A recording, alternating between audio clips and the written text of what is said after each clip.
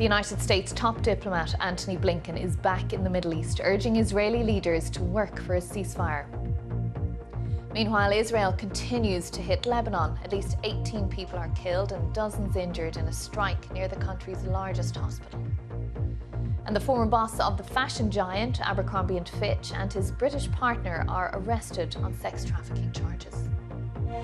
And leaders of emerging economies gather for the BRICs summit in Russia. Our headlines for you today. Donald Trump's team accused the Labour Party of interfering in the US presidential election. Sir Keir Starmer plays down the claims. A new move to shake up the water industry in the face of rising bills and crumbling infrastructure. An independent commission will now explore new ways of working. Calls for an overhaul of compensation payments for people harmed by immunisations as a group of people affected by the AstraZeneca vaccine take legal action. Good morning. More and more people are finding it difficult to keep up with buy now, pay later debts. There are fears people are relying on the schemes to fund essential daily purchases. Another wave of prisoners have been released early from jail to try to ease overcrowding in England and Wales. 1,100 more inmates have been allowed out, the second set of emergency releases since September, and this time it includes those serving sentences of 5 years or more. But offenders convicted of serious violence, sex crimes or terrorism are again excluded. Government borrowing rose last month to £16.6 billion, in part because of increased wages and interest payments on public debt. It comes as the Chancellor, Rachel Reeves, prepares for the budget next week. Meanwhile, the International Monetary Fund says the UK economy is set to accelerate, raising its growth forecast to 1.1%, up from 0.7% just 3 months ago. Water bills will go up by more than expected over the next 5 years, according to the regulator. In July, Ofwat provisionally agreed to allow bills to rise by an average of £19 per year. Now it's signalled it'll allow companies to raise them even more to fund investment.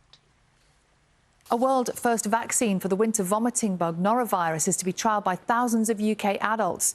Around 4 million people across the UK are infected with the illness every year, resulting in around 80 deaths.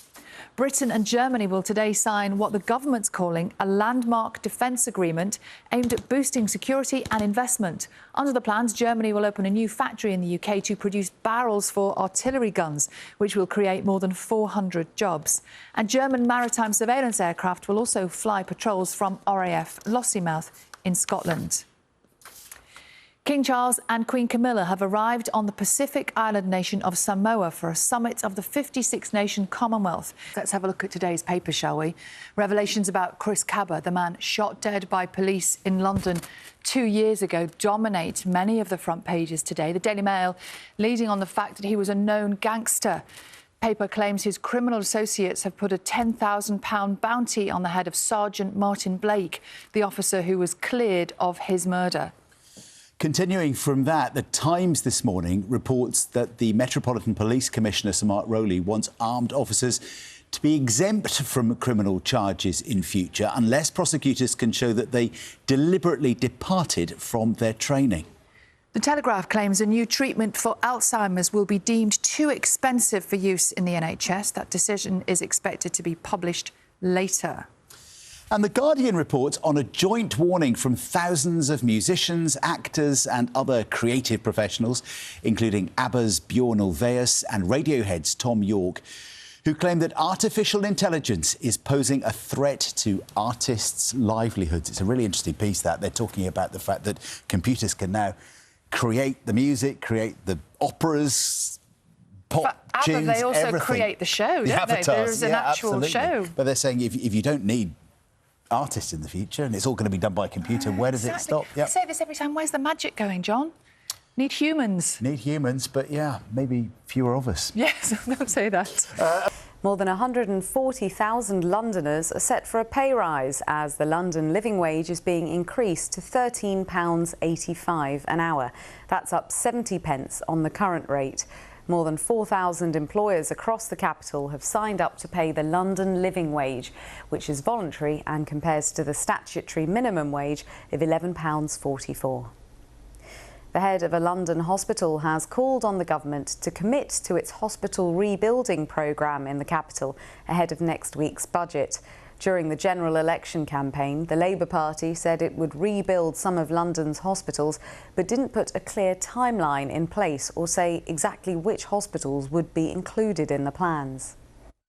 It's impossible to know what the government are going to do. I think the case for St Mary's, anybody who walks around St Mary's, and the Secretary of State has walked around St Mary's, will see the need for a new hospital right there in front of them. And I think we just need to keep prosecuting that case. I can say with some certainty now, when we come forward, I know there'll be people who will be disappointed that it takes longer, but at least we're being upfront and honest with people about that and coming forward with a plan we can actually stick to. A young woman from Luton who suffered 70% burns as a baby in Pakistan and wasn't expected to survive is raising money to build a burns hospital in Kashmir. Shamiam Arif was brought to the UK for medical treatment at the age of 6 months old and has since undergone multiple operations. She now wants other burns victims to be able to be treated in the town where she was born. Watford and Reading have beaten Glasgow, Manchester and Birmingham in new research on the best places in Britain for public transport. Watford came third and Reading fourth in a league table using government data on the number of bus and rail stops per square mile and the number of people who frequently travel by train. At 6, 3 people have died after an incident at a care home in Dorset. The home in Swanage has been evacuated. Some have been taken to hospital as the emergency services try to establish what happened. I can confirm that potential carbon monoxide poisoning is our primary line of inquiry. Yeah, it's been a really difficult day for everybody here on the Dorset coast. Residents, staff, the community, everyone connected with this care home who is absorbing the news of these deaths and considering what it means for the future of the residents who live here. Also tonight, a new drug that slows the progress of Alzheimer's will not be available on the NHS in England because it's too expensive for too little benefit. A blast and gunfire at Turkey's biggest defence company. 4 people have been killed in what the government says was a terrorist attack. A French woman at the centre of a mass rape trial tells the court she's speaking out to show other rape victims that they shouldn't feel shame. The men who raped them should. And it has just been announced that Jeff Capes, the 2-time world's strongest man and holder of the British shot put record, has died at the age of 75.